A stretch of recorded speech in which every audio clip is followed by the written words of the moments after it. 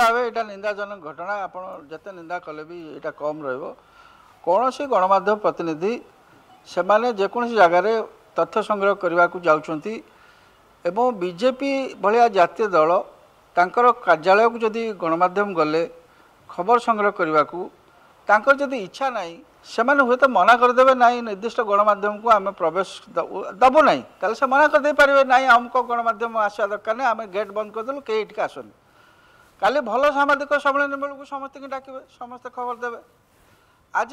दल भितर किसी विशृंखला परिस्थिति आदि गणमाध्यम गला से नोटिस करने कैप्चर करने कवरेज करने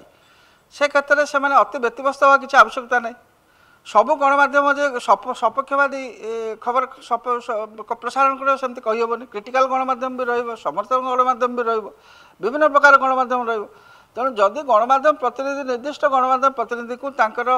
बारण कर इच्छा से आगे लिखिदेवे गेट आगे जे अमुक गणमाध्यम प्रतिनिधि आम कार्यालय को आसतु ना आम सहित किसी बैठ देवुनि किंतु इे आम समस्त को कहूँ जे ना आम गणमाध्यम प्रेमी आम जातीय दल आम समस्त सहित संपर्क सामान जी जहाँ कवर करूँ आप गणमाध्यम को आक्सेस देवे गणमाध्यम गोटे राइट अच्छी विभिन्न जगह जावाई एवं कवरेज कला भितर जदि आप ठेलापेला करेंगे से जी भी हो सान धरण सान कर्मी हूँ कि बड़ कर्मी हूँ जी भी हूँ बाउंसर हूँ जी हूँ गोटे गणमाध्यम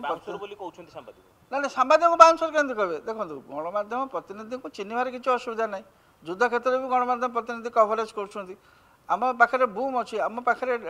मिनिमम जी आइडेंटिफिकेशन जी आवश्यकता सब गणमाध्यम प्रतिनिधि पाखे अच्छी गणमाध्यम प्रतिनिधि इस्राएल पैलेस्टाइन वार कवर करते तो से सब यूरोपियन गणमाध्यम अच्छा अलजीरा अच्छी से किसी हो पारनी से रेस्ट्रेंट यूज कर तेणु जदि गणमाध्यम प्रतिनिधि गोटे निर्दिष्ट राज्य बीजेपी ऑफिस को गले जाकि किसी खबर संग्रह कर खबर हुए तो अप्रीतिकर खबर हो पारे दलपाई आश्वस्तिकर खबर हो पारे किंतु जिते गणमाध्यम प्रतिनिधि फील्ड जाऊँगी कवर करने न्यूज आपन को जदि इच्छा ना आप कहे ना आम गणमाध्यम प्रतिनिधि अमुक गणमाध्यम प्रतिनिधि आम न्यूज दबु नहीं आम खबर दबु नहीं दयाक से आसबे आप गेट्रे लिखिदेवे से जीवे से सहीटा को कवर करदे जदि आप आक्सेस देवे से जीवे ताले छोट कर्मी हो बड़ कर्मी हो तांकर सिक्यूरीटी गार्ड हो तांकर एमपी हो सांसद हो सभापति हो जी भी करूँ जी भी करूँ यहाँ निहाती भूल बाउंसर किए से सांबादिक मैंने कौन बाउंसर हो सांबादिक धेकड़ा हो खाली से तांपड़ा सुखुआ भाया सांबादिक कले दुर्बल सांबादिक मैंने सांबादिक आ सुस्थ सांबादिक कले सुस्थ सांबादिक ना ସେଇଟା ठीक आक्सेप्टेबल नुह तांकर जेतेबेले गोटे परिसर भितर जेकोसी सांबादिक को कौन गोटे आक्रमण होला बा कौन गोटे खराब व्यवहार है से जी से दायित्व थे सभापति था जी था सी आसिक भूल मांगिया कथा हाँ एमती गोटे होगा वी आर भेरी सरी मैटरटा को एंड करिया कथा जदि से जापना जदि जापारे कहले आम जापारूनी ताले भूल मांगा कथा जो मैंने वरिष्ठ अधिकारी थे से दायित्व जहाँ थे आदि कहीं किसी दायित्व जेकोसी लोक था न था जदि गणमाध्यम प्रतिनिधि को गोटे जगार ठेलापेला करागला अपमान कला गाड़ी गुलज करागला मारपिट करागला से इमिडिएटली जो मैंने वयस्क लोक से था जो मैंने उच्च पदस्थ अधिकारी था भूल मागती कथाटा से सेटलमेंट करते सेटा कले कारण जो मैंने जाऊँच डेली सकाल आसुँच राति पर्यटन न्यूज कवर कर मीडिया पर्सनस तेणु से किसी भूल नहीं से एडिटोरियल स्टाफ नुह से डायरेक्ट फील्ड स्टाफ मैंने विभिन्न जगह जी खबर संग्रह करेंगे तेणु जदि कौन सी घटना होमें जापारूनी से बाउंसर ये सब जिन कहार कौन प्रासंगिकता ना गणमाध्यम काम हो खबर प्रसारण करवा जो जहाँ हो लोकों आगे पहुँचेवा भारतीय जनता पार्टी ऑफिस रे आज कौन गत 3-4 दिन है किसी जो मैंने आशायी प्रार्थी जो मैंने टिकेट पाई ना से समर्थक आसिक विक्षोभ कर नाराबाजी कर धर्मशाला आसिक 2 दिन काल से अनशन करके स्लोगान फोगान दौले आज जयदेव निर्वाचन मंडली किसी लोक आसी से विक्षोभ करुले ताकू जो मैंने गणमाध्यम से सब जाती पार्टी ऑफिस जाती सब खबर प्रसारण करने से मैंने आज से से विक्षोभ को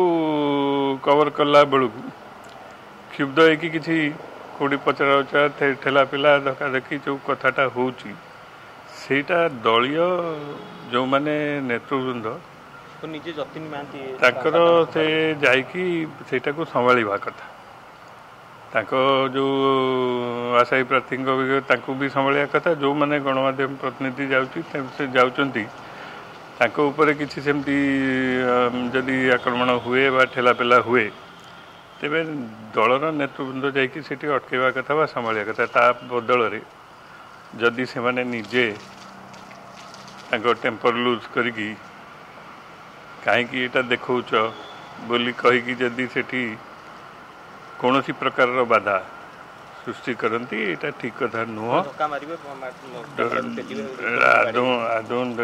କରିବା ଉଚିତ ନୁହଁ। ଯେଉଁ ଘଟଣା ଘଟୁଛି ତାକୁ ତାଙ୍କର ଦଳୀୟ ଶୃଙ୍ଖଳା ଯେଉଁଟା ସେମାନେ ନେତାମାନେ ଶିଖାଇବା କଥା ଅନ୍ୟମାନଙ୍କୁ, ସେମାନେ ଯଦି ସେଇ ଜାଗାରେ ଏଭଳି ବ୍ୟବହାର କରନ୍ତି ତେବେ ଗଣତନ୍ତ୍ର ହଉ ବା ଯିଏ